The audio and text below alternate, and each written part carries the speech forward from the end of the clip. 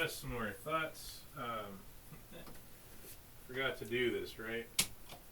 So if you look at primary and secondary causal components,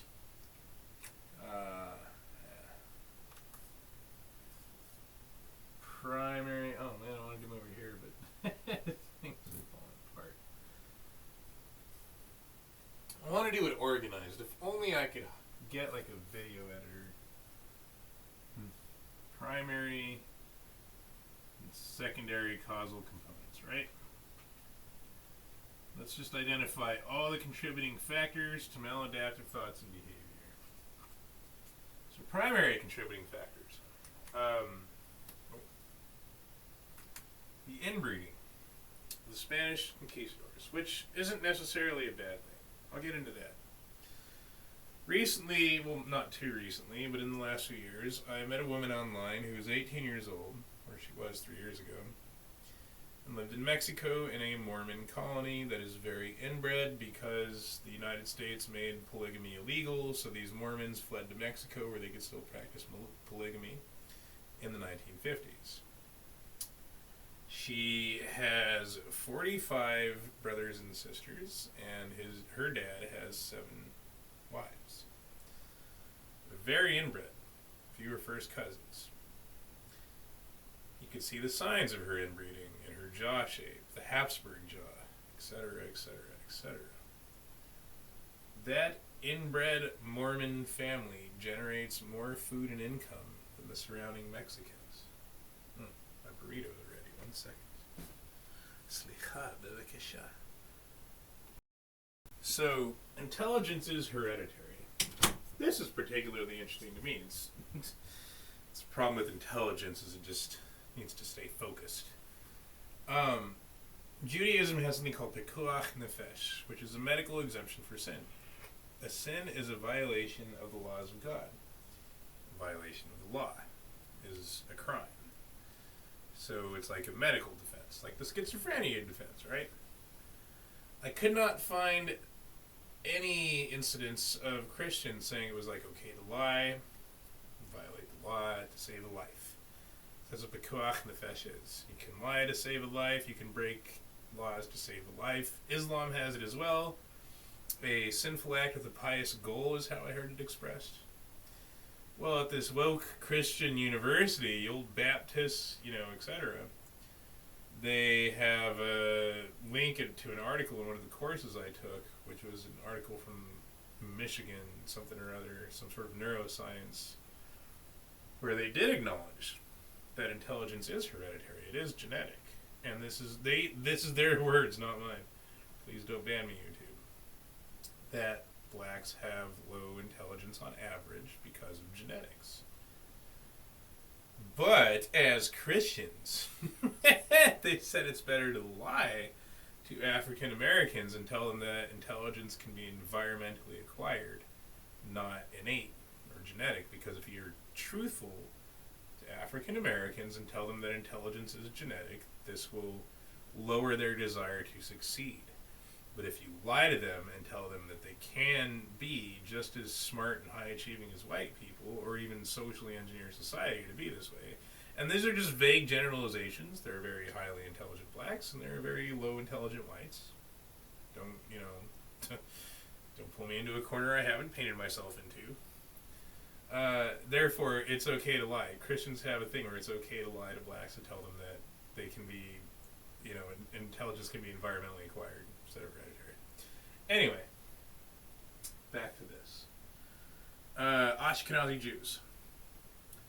Just like African Americans are disproportionately overrepresented due to genetics, right? You remove a white man from the situation, you don't get a Wakanda, you get a Haiti.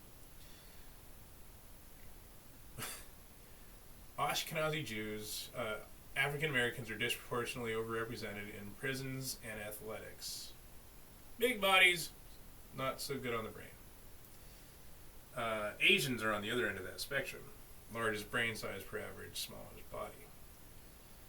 Ashkenazi Jews are 2% of the population of the United States, or less, but over 50% of the billionaires. Ashkenazi Jews are very inbred, but also very successful. Many Hasidic communities in New York, for example, a lot of special needs from the inbreeding, but very intelligent. So pros and cons to both race mixing and not race mixing. Anyway, primary causal components: inbreeding, dad's cowardice, and mother's lying.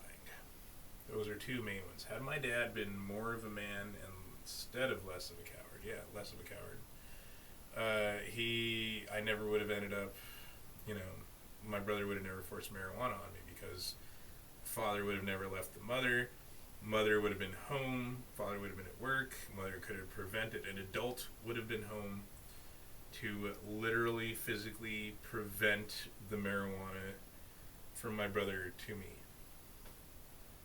So, parental failures, right? I developed this theory. There's three circles: the family, and then society, and then government. And this course verified that. Everybody's been saying that criminal justice is like the last, social control mechanism. That this means that all the other ones failed: family, society, church, etc. Had my mom been honest that her mother had schizophrenia, I could still have my left hand. Had my dad been more of a man and just got a job instead of chasing a philosophy degree and writing poetry, I could still have my left hand. I could have a career and a family. Those two things I've never known: a family and a home, starting with the failures of my parents, to just be honest and, good parents. Anyway, primary, not secondary, marijuana. Now, you could argue that Snoop Dogg, Cheech and Chong, Sir Mix-a-Lot, Dave Chappelle, all these people have had a harmful influence. I can't imagine how many black-on-black homicides that Snoop Dogg alone has incited, let alone the entire rap industry, or how much criminal behavior in general. I can't imagine that for Cheech and Chong. How many drug overdose deaths were the downstream consequences of their media content dissemination?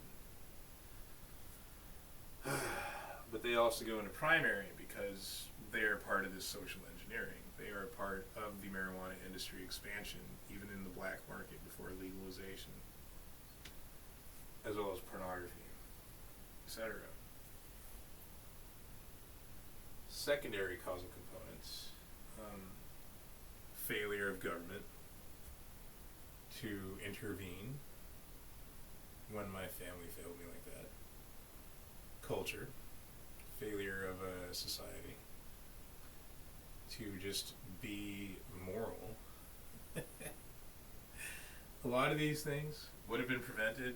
The marijuana was illegal during the 80s and the 90s, but the laws were clearly not being enforced because it still got into the home. So the aggressive enforcement of the drug laws would have prevented that from happening.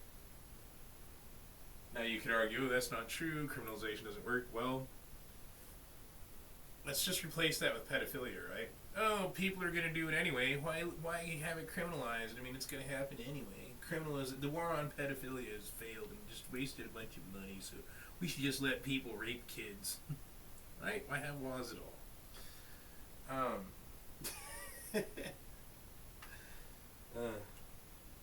It's insane to live in this age of corruption. It really is. But, yeah, so other secondary causal components. Hollywood, the record entertainment industry, the rap industry, television, magazine ads, social engineering through advertising, etc., etc.